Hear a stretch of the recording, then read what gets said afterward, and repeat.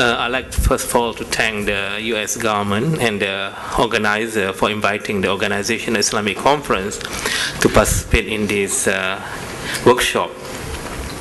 I'm sure that most of you do not know what is Organization Islamic Conference. Actually, it's an intergovernmental organization. We have 57 member states covering from Africa, Asia, and Arab country. And we have what we call population of about 1.6 billion, one-third of it. And majority of the African countries are the least developed country, 23 of them. One of the Asia country is in the least developed country. Now, what I would like to mention here is that the leadership of the OIC in various fora and various opportunity has mentioned that we have to link and to partner with international partners, with WHO in particular, to draw a program for combating diseases and epidemics. As perhaps most of you realize that three out of the 4 remaining polio countries are within OIC. We are working very closely with the US government and with the Global Polio Eradication Initiative in Geneva with WHO in order to ensure that this will be achieving the target, which is already 2 or 3 years behind the target. So for the last 2 days, I'm not a medical specialist, I'm a nuclear scientist. That I've been hearing that we have reviewed the status of the supply, demand, and then we have also saying that, look, there is a capacity needs in developing countries. We have heard that technologies are available, but to cover the surge, if there's needs, there are needed data, there are willingness of the technology provider or technology holders to transfer technology. We have heard there are gaps in production, but there's more worrisome to hear that in the Sub-Sahara and the Asia, formerly Soviet Union countries, they do not have any indication of potential producer. And just to mention to you that majority of the Sub-Sahara country and all these former US country in the Asia part are the OIC member state. So this is a challenge that I have in my mind. Now, then we heard that there's a gap in the financial resources, either for capacity building, for building additional infrastructure, or even to draw up the national plan, because most of these countries, I'm sure that they do not have their plan when they need help to do that.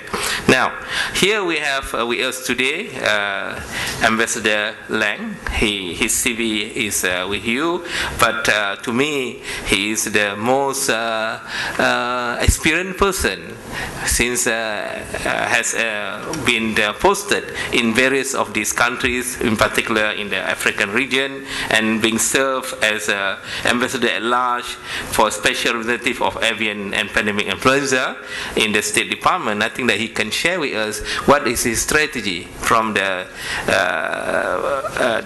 what his idea and how is his experience in order for us to get new stakeholder to be interested in our endeavor. I think that I also learned in my present capacity when we are linking ourselves to the private sector. The private sector, they want to see business plan. They want to see what are there for them. So here is, I think that is where Ambassador Lange, who is now with the Bill Gates, I think that he has covered all that. So I invited Ambassador Lange to share with us your thought and experience. How do we get this new stakeholder? I'm sure here we have a lot of stakeholders here, but outside this room to be interested in our work. Thank you.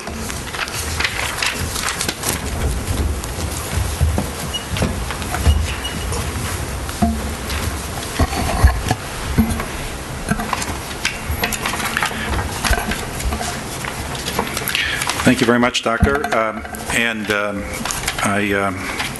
must say that I was impressed by the list of participants, which, if you reviewed it, is doctor, doctor, doctor, doctor, doctor. I was tempted to stand in the back of the room and yell out "doctor" and have every one of you turn. In the State Department, you do that in the cafeteria and yell out "ambassador," and 15 people turn. I don't have the medical background that the rest of you do, but I have been working on global health issues in various guises, as you know, and I'm pleased to be here to talk about some of the broader ways that we can look out for partnering in this effort. First of all, I'd like to thank the Department of Health and Human Services for organizing the workshop. There are many elements of pandemic preparedness and response, but probably the single most important one is sustainable influenza vaccine production capacity, and I really give HHS credit for organizing this. Certainly that developing country access to vaccines has been an important focus of the Bill and Melinda Gates Foundation. You heard earlier a discussion from Doug Holtzman of the foundation of some of the work that he's been involved with regarding issues related to the H5N1 vaccine that we were concerned about before H1N1 arose. We've contributed to the World Health Organization for their efforts now for the logistics of getting some of this H1N1 vaccine delivered to developing countries. And then there was a meeting in Seattle that involved various stakeholders that we hosted at the foundation in June of last year. And emanating from that meeting came proposed principles to guide global allocation of pandemic vaccine. And these were done in the context of a new pandemic in June. The principles themselves were published in the New England Journal of Medicine in an article that Dr. Tachi Yamada, the president of our Global Health Program, wrote, and was published in September. But the principles, I think, still apply, and there are 8 of them, and these are available on the Foundation's website. But the idea is to really ensure that developing countries do have access to pandemic vaccine.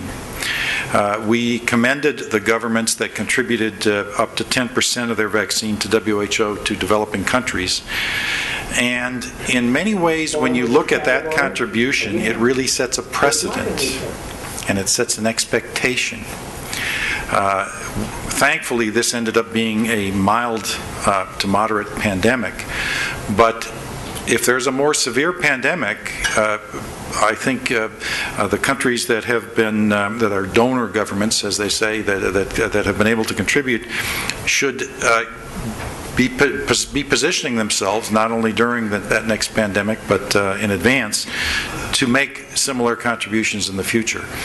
It was a very important effort on the part of these governments, and we believe that this has really now created an expectation in that regard.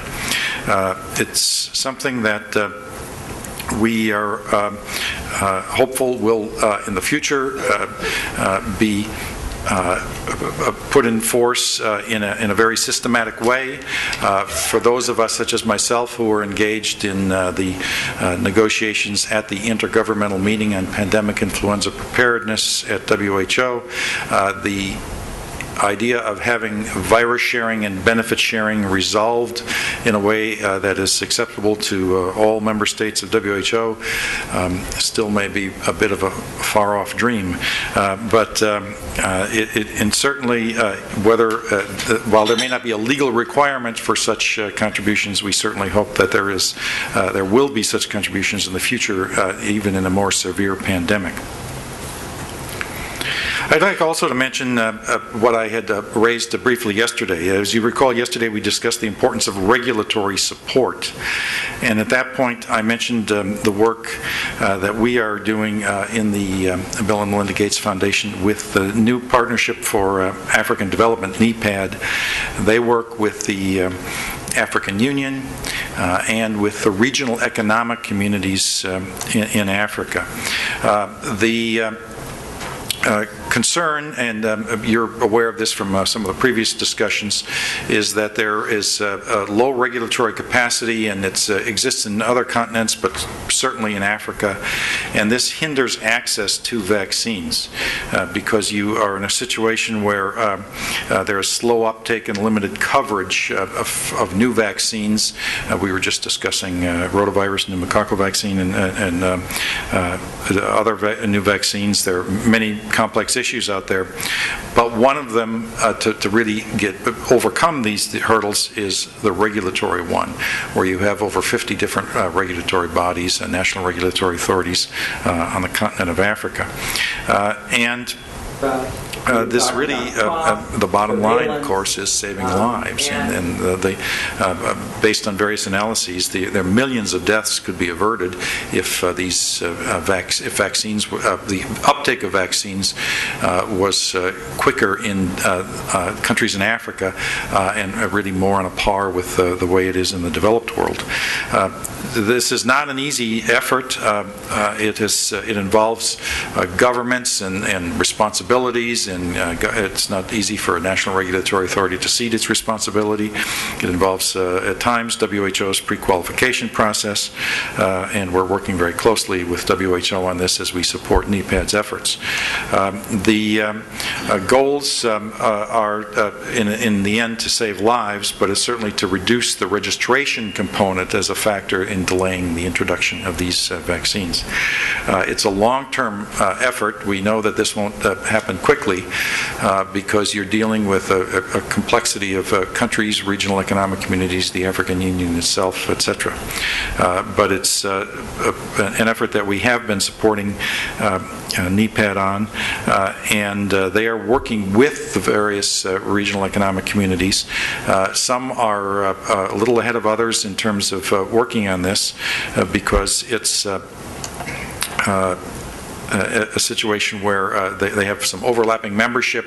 In West Africa, you have situations of the French-speaking countries and the English-speaking countries, and ECOWAS combines them both, but there are other organizations.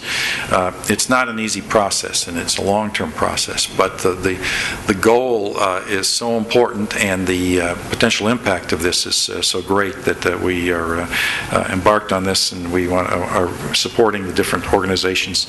As you can see, the East African community is actually a little ahead of anyone else at this point. The Southern African Development Community and ECOWAS in West Africa and others are proceeding on this, and we are very hopeful that this will proceed and be successful in the future. And we do have many partners in this effort. As I said yesterday, the DFID in London hosted a meeting in November on this subject. At this point, I'd like to really make some reflections on the last a couple of days' discussions on the theme of partnerships. And it's really more personal comments, not really representing the views of the Bill and Melinda Gates Foundation. In part, primarily based on my 3 years as the Special Representative on Avian and Pandemic Influenza at the Department of State.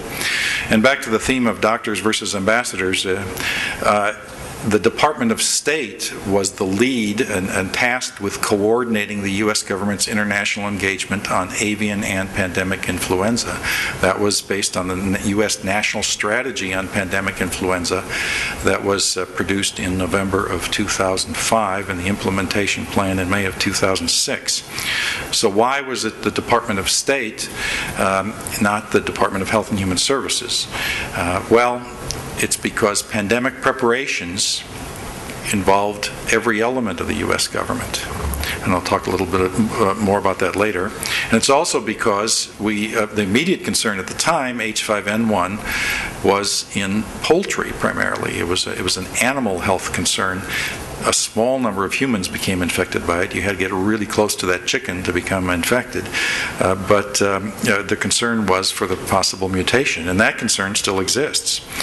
So there's an animal health element here that involved our Department of Agriculture and the U.S. Agency for International Development that was beyond the health component. If you look at the history over the last several years of how this proceeded in terms of these concerns, there were 6 major international conferences. There was a conference of the International Partnership on Avian and Pandemic Influenza in October 2005 in Washington. The Beijing conference, the first big pledging conference in January of 2006, followed by conferences in Vienna, Austria, Bamako, Mali, New Delhi, India, and Sharm el-Sheikh, Egypt. 6 major international conferences. Over $3 billion was pledged to avian and pandemic influenza at these conferences. Some of this in the form of loans from the World Bank and others. A lot of it was in the form of grants and assistance. Now, some of that money went to killing chickens. There was culling of chickens and compensating farmers, but a lot of it went to other pandemic preparations. And I would argue that those preparations paid off when H1N1 came about, and we've heard some other speakers say that. But this was a connection between animal health and human health. And so at these 6 conferences, most of them at the ministerial level, some of them at the senior officials level, you had representatives from departments of agriculture or ministries of agriculture or livestock, as well as representatives from ministries of health. They were both present, and the animal health and human health issues both were made very prominent. Now, that is an important aspect of this in terms of who the potential partners are and how we can continue to reach out to involve those who aren't specifically dealing with pandemic influenza or aren't specifically dealing with sustainable production capacity. But I also think we need to be frank with ourselves on this. The Egyptian health minister, Minister El Gabli, before the Sharm el-Sheikh conference in October 2008, talked in a press conference at the World Health Organization in Geneva, talked about flu fatigue. And the world was suffering from flu fatigue in terms of declining interest, lower level interest in governments, and declining pledges and contributions. And that was happening until H1 came about, H1N1, and suddenly it's front page again. But it's been a mild pandemic. So in some respects, you can argue all of those preparations that we made over the last several years paid off. It was a very positive effect, well worth the effort, because countries and international organizations responded so much better to this pandemic than they would have if it had happened 5 years earlier, before all these preparations were made. In other respects, there's criticism coming out these days, including from the Council of Europe and others, about overreactions to this. And WHO even made a statement on this yesterday in terms of their efforts to try to have independent observers to try to look at what the response was. I think the response was very well warranted, what was done. But you have skeptics out there who now start wanting to second guess things as if we knew in April or May how severe the pandemic would be, and who are now saying that a lot of these efforts were not warranted. Well, that cannot bode well for future contributions by governments to efforts to produce sustainable production capacity or other pandemic preparations. It's going to be make it all that more difficult from a political sense, as you have some of those skeptics out there saying, "Oh, we, the international community, overreacted." In terms of the partnerships that we have to look at, then, one of these is that partnership between the animal health experts and the human health experts. Dr. David Nabarro, the UN System Influenza Coordinator, at times has called this emerging and re-emerging infectious diseases at the animal-human health interface. It's a great slogan. It's not one that works out so politically well with trying to convince a minister to contribute money to something such as this. But emerging and re-emerging infectious diseases at the animal-human health interface is a concern that if you look back at SARS, AIDS, H5N1, H1N1, etc., there are serious concerns, and you can make a case that by greatly improving animal health, such as biosecurity in the poultry sector, you will improve human health. There are opportunities for continued cooperation with those animal health experts. It's not the kind of thing that I find MDs naturally gravitate to be talking to the veterinarians. But these conferences that have taken place over the last few years and other efforts on what some people call One World, One Health have actually moved this closer, this kind of cooperation closer. And as the international community, including everyone in this room, looks in the years to come to try to increase or continue this effort on preparations on pandemic influenza, do not neglect that source, that work in cooperation with those who deal with animal health. You also have these continued international conferences. I mentioned the 6 that have occurred. The next one, the next International Ministerial Conference on Avian and Pandemic Influenza, will take place in Hanoi in April. So there's another source of cooperation and focus, and it is a ministerial level conference. Whenever you can get a minister involved, all to the good, because it ends up generating certain political support for the effort. There are organizations that continue to, small informal groups that continue to operate, such as the core group of the International Partnership on Avian and Pandemic Influenza and the Global Health Security Initiative, both of which are composed of 6 to 8 governments that are active in these efforts. I also think it's important that we recognize that vaccines are one element of pandemic preparedness. And this gets back to what I said earlier about the U.S. national strategy, which was to use all elements of national power in the case of a severe pandemic. It's fine to look on this as a health issue, but if you have a severe pandemic, and the estimates in a 1918 style scenario are that up to 40% of the workforce could be out of work or not at work during a couple of weeks when a pandemic is at its peak in a community. Some would be ill themselves, some would have died, some would be caring for those who were ill, some would be just afraid to go to work. If 40% of the people are gone, and how do you keep running your nuclear reactors? How do you keep running your police force and your fire department? What do you do on your borders? And do you keep your borders open in a severe pandemic? The U.S. government made the decision to keep the borders open to both trade and to people in a pandemic. But that was a decision made at a time before a pandemic. H1N1 proved to be mild. But in a severe pandemic, there could be great political pressure. No matter how much you can argue borders should remain open, there could be great political pressure to close borders if a severe pandemic seems to be coming to a country and has not yet arrived. Island countries may be even a little more susceptible to this. So the health minister is not the one who closes a border. The health minister is not the one who runs the nuclear reactor. The health minister doesn't do the run the police force.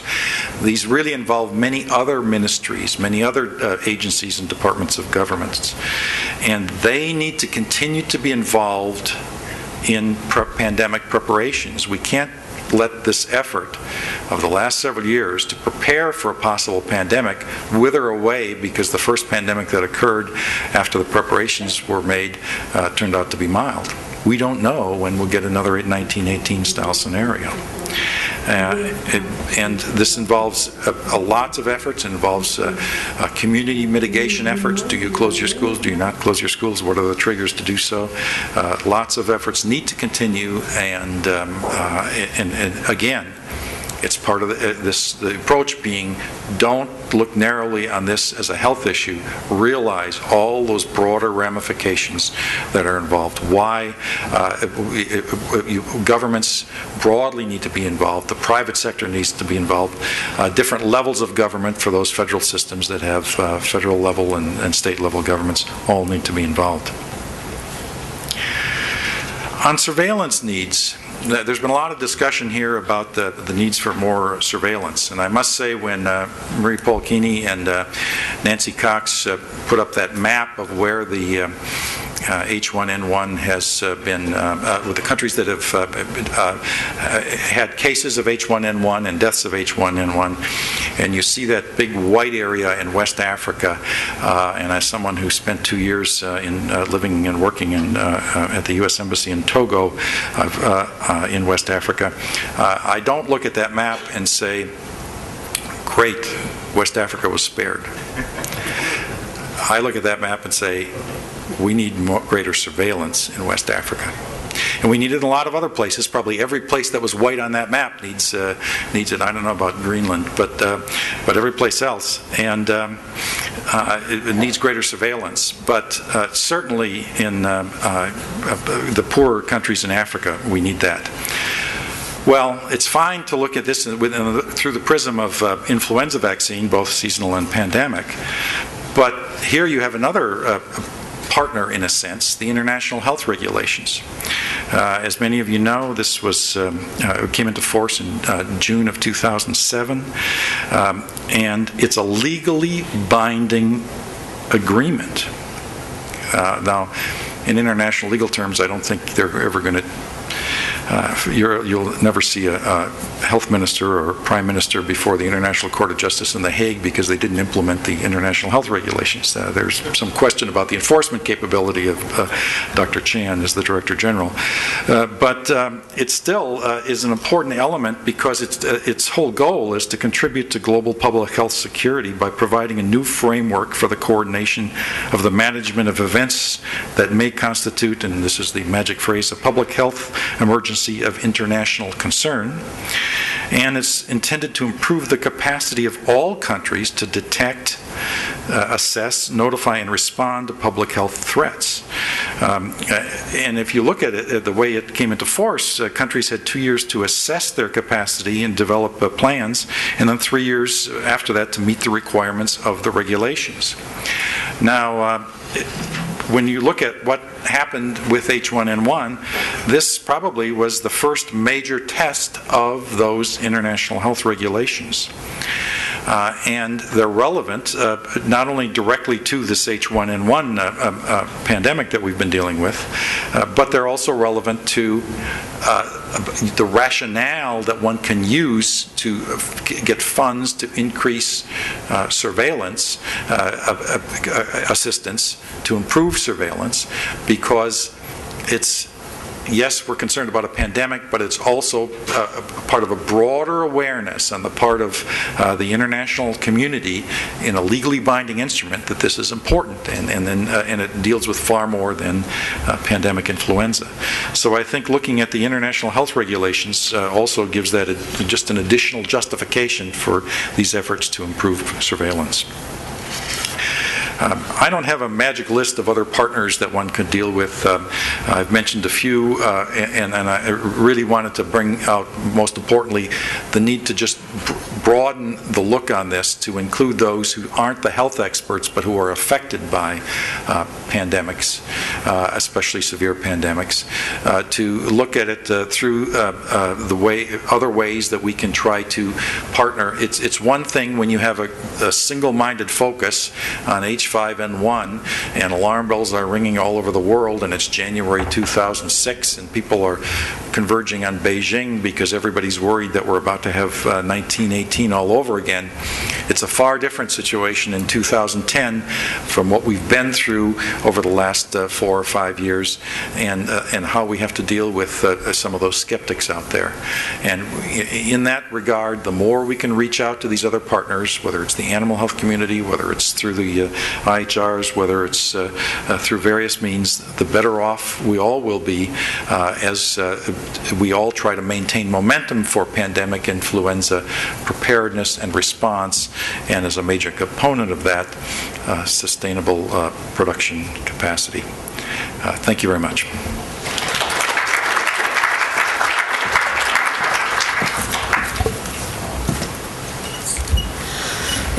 Thank you, Ambassador Lange. Now I open the floor for any comments, any additional engagement to secure the partnership. But I think that, yes.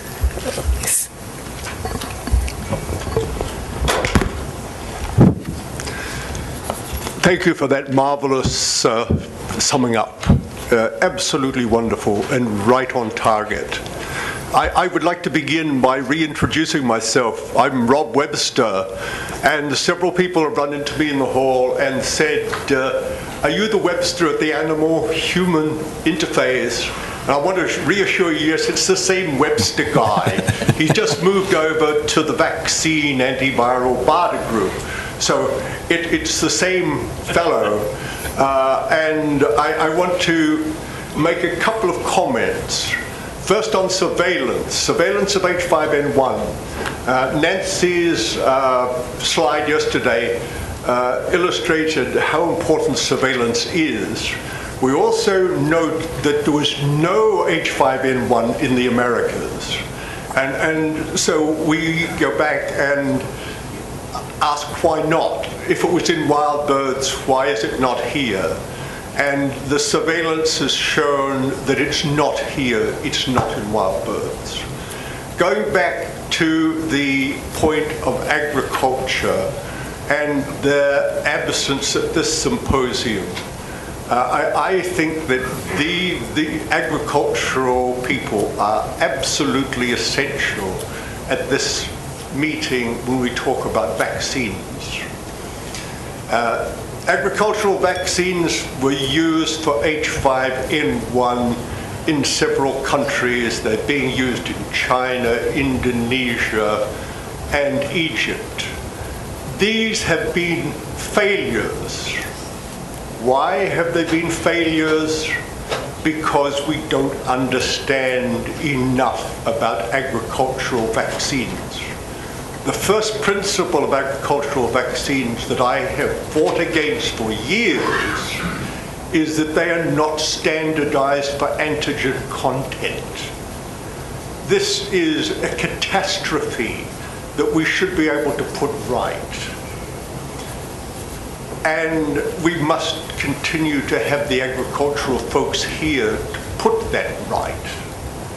The second aspect of agricultural vaccines is that these vaccines, when used properly, do work.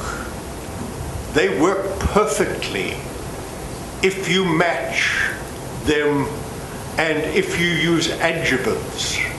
In fact, if we use H5N1, we can use viruses from Mexico, H5N1, and with adjuvant, protect against the current clade in Egypt.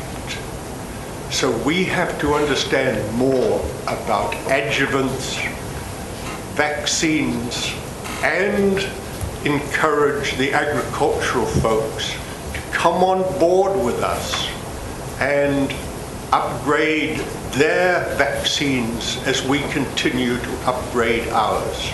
Thank you.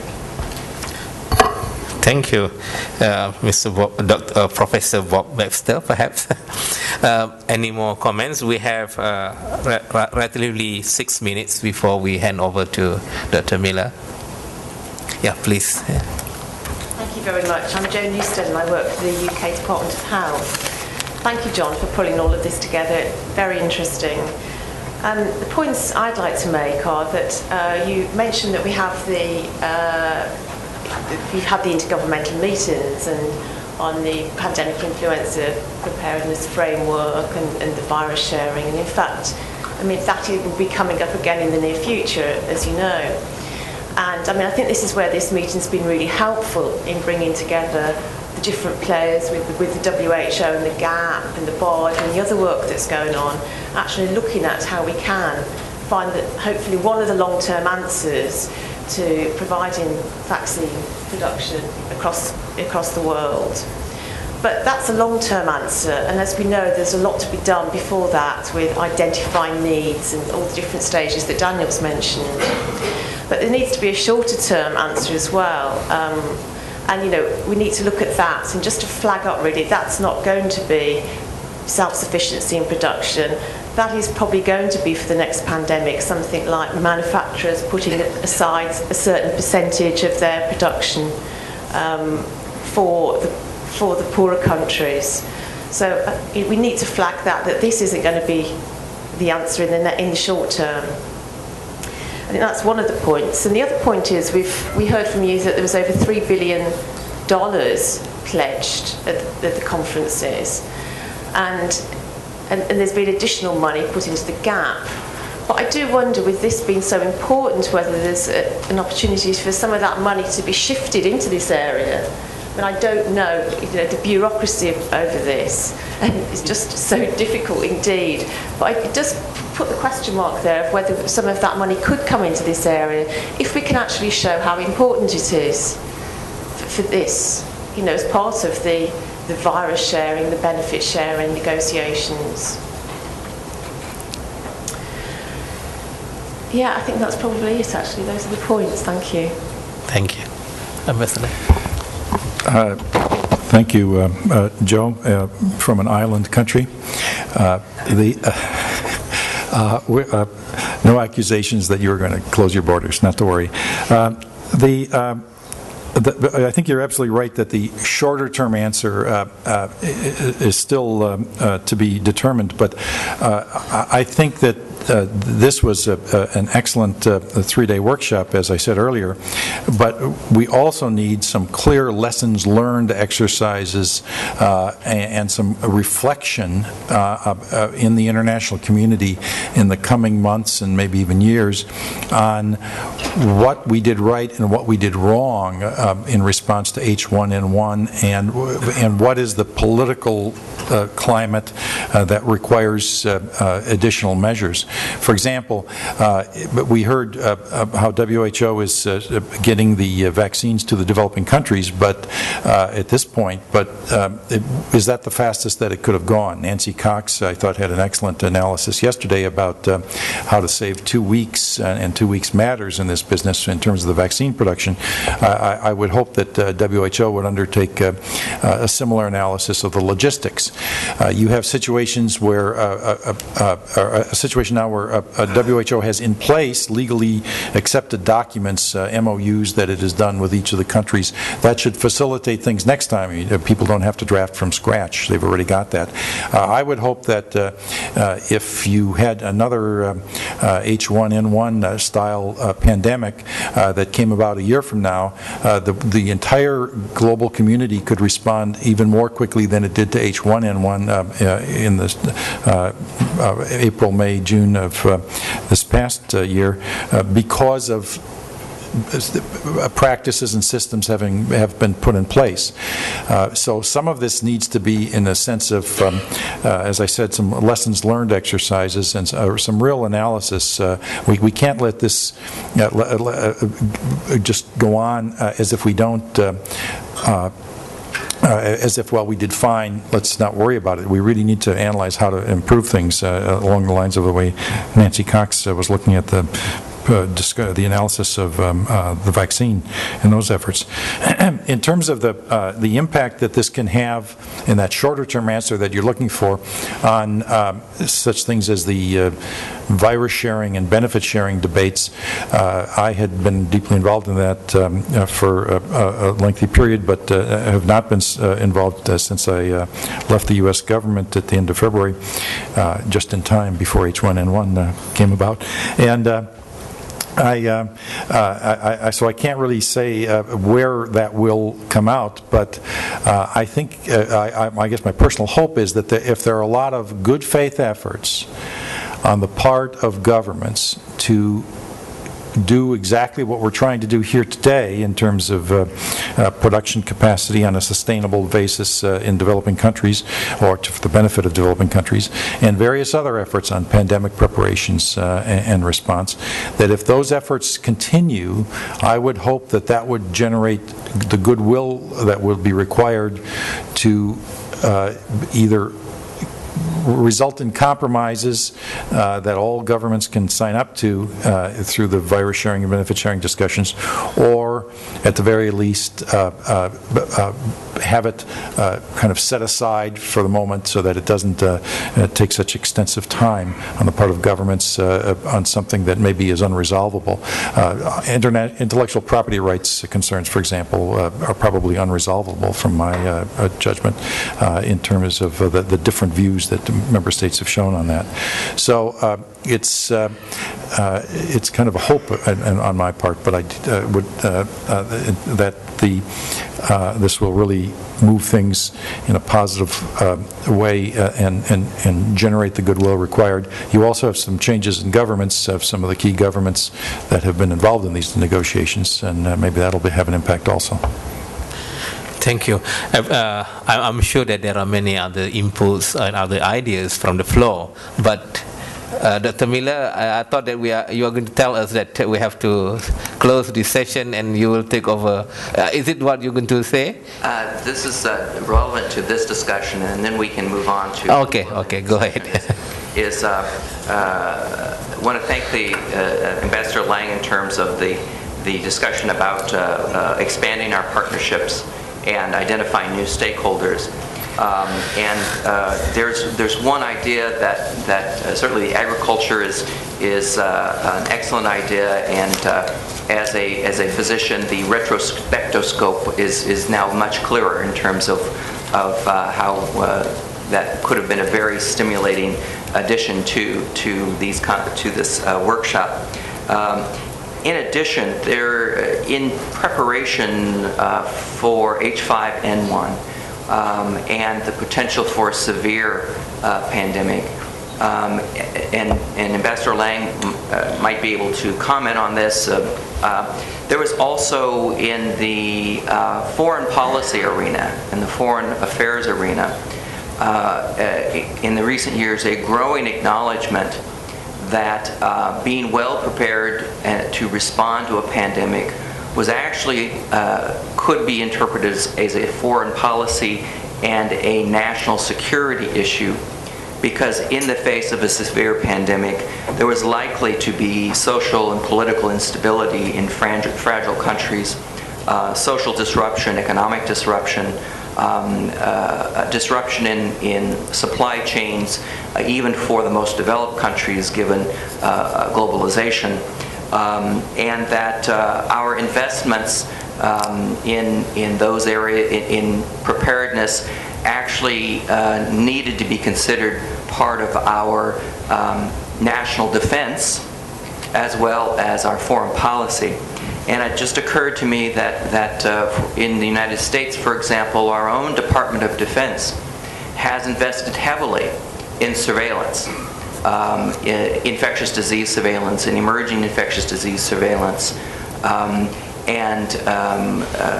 So there's a recognition that emerging infectious diseases are an issue not only of force protection, but also of national security. And I think that we might need to explore how we, as a collective group, engage our ministries of defense, and even try to eventually make a case that the expansion of influenza vaccine manufacturing capacity with appropriate surge capacity for pandemics might be a worthwhile preventive investment to promote social and political stability in areas of the world.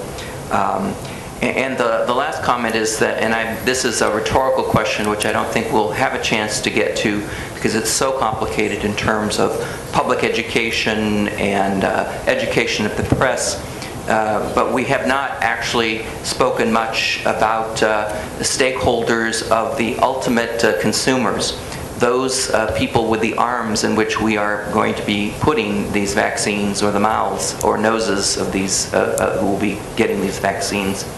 And the role of civil society in our planning and discussions about improving and increasing availability and access to vaccines, influenza vaccine, pandemic surge, and manufacturing capacity. So that's a rhetorical question. Please. If I could comment on your rhetorical question. There is an element that I didn't mention and that I'm glad you brought up, Daniel, and that is the concept of bioterrorism. And when you look back at how the last administration under President Bush organized the what was then called the Homeland Security Council, the senior director for bioterrorism was the one who was in charge of producing the national strategy for pandemic influenza.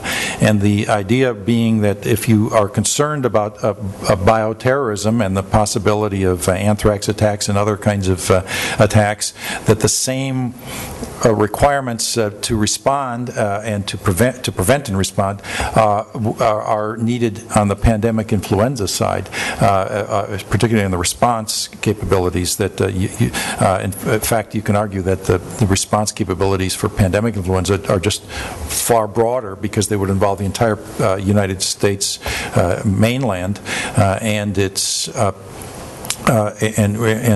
meanwhile, an anthrax attack would presumably be much more limited in its geographic scope. That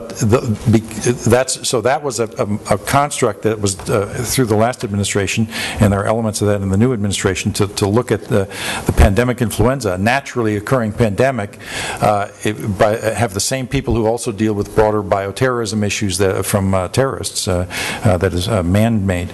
I must say that in my discussions in Geneva on this with people at WHO and with member states of WHO, the bioterrorism mindset doesn't play very well in a lot of developing countries.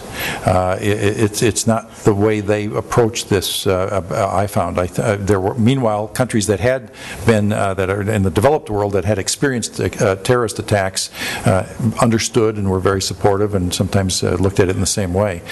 So that's another area that one can reach out to. But I guess I would caution it's not necessarily a global approach. I don't think that the way to gain additional support for increasing production capacity is to present this as a central element of bioterrorism response globally. But it is a factor out there, and I'm glad you raised it. Thank you, Mr. Lange. As I said earlier, that I'm sure that there are many other ideas on the floor, and as Dr. Miller indicated, that this is not the end of our interaction. We still have opportunity to interact through email or along the corridor to add to our enrich our interaction. And now I know that we are constrained of time, and I was informed that at 1 o'clock we have to leave this room. So I like to join me, all the participants to join me in thanking Ambassador Lange for his provocative and innovative ideas on this engaging the stakeholders. Thank you very much, Ambassador Lange. Very good. Thank you. Let's talk about that. Okay. Yes.